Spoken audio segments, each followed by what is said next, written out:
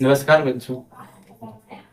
आज अपन उपभोक्ता संतुलन या कंज्यूमर इक्विलिब्रियम पढ़ने वाला हूँ।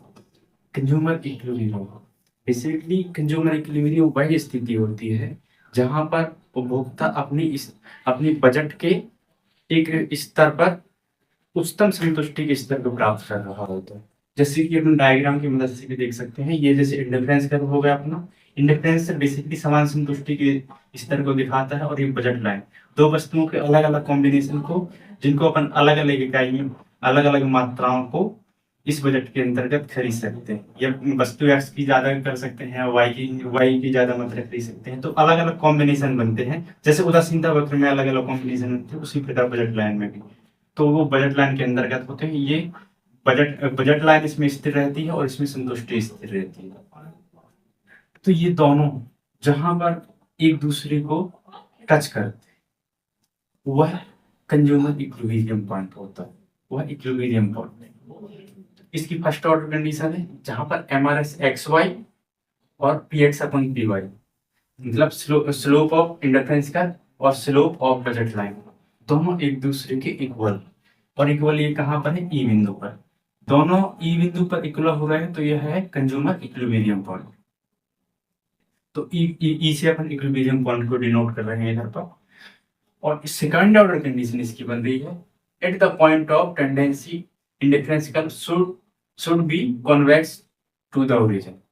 अब कॉन्वेक्स टू द ओरिजिन ही होना जरूरी क्यों? तो अपन उदाहरण से समझ सकते हैं।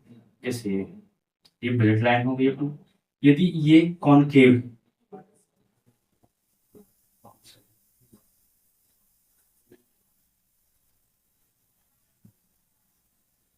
यदि इंडिफरेंस कर्व कॉनकेव तो ये रहा, ये दोनों एक दूसरे को यहाँ पर टच कर रहे हैं। तो क्या यहाँ कंज्यूमर इक्विलिब्रियम हो सकता है?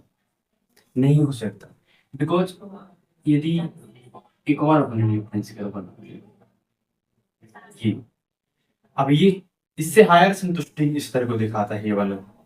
और ये यहाँ पास ये बजट लाइन के अंदर अगर आ रहा है फिर भी आ रहा, तो अपन इधर पास अपन इक्विलिब्रियम में कैसे हो सकते हैं? क्योंकि जहां पास अपना इक्विलिब्रियम होंगे वहां पर अपने बजट के स्तर से उच्चतम संतुष्टि प्राप्त कर रहे हो, लेकिन इसमें इससे अधिकतम संतुष्टि यहाँ पर प्राप्त की जा सकती है। तो यह कंज्यूमर इक्विलिब्रियम हो ही नहीं सकता। तो उसकी फर्स्ट सेकंड शर्त अपनी इधर पास कंप्लीट होती है। At the point of tendency should be convex. यदि ये कॉन्वेक्स होगा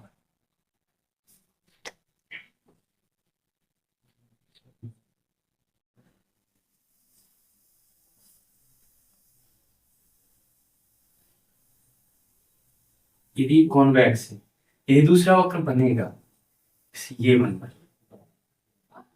तो ये टच नहीं कर रहा है अपनी बजट लाइन को, तो इस पर अपन जा ही नहीं सकते। और यदि इसके नीचे इंडिफरेंस कर भी जा रहा है तो अगर इस पर जाएंगे तो ये संतुष्टि के समान स्तर को दिखाता है, लेकिन ये बजट लाइन के अंदर के नीचे भी आता तो इस पर अपन अधिकतम संतुष्टि प्राप्त नहीं कर सकते। क्योंकि इंडिफरेंस कर्व का सिंपल सा फॉर्मूला होता है,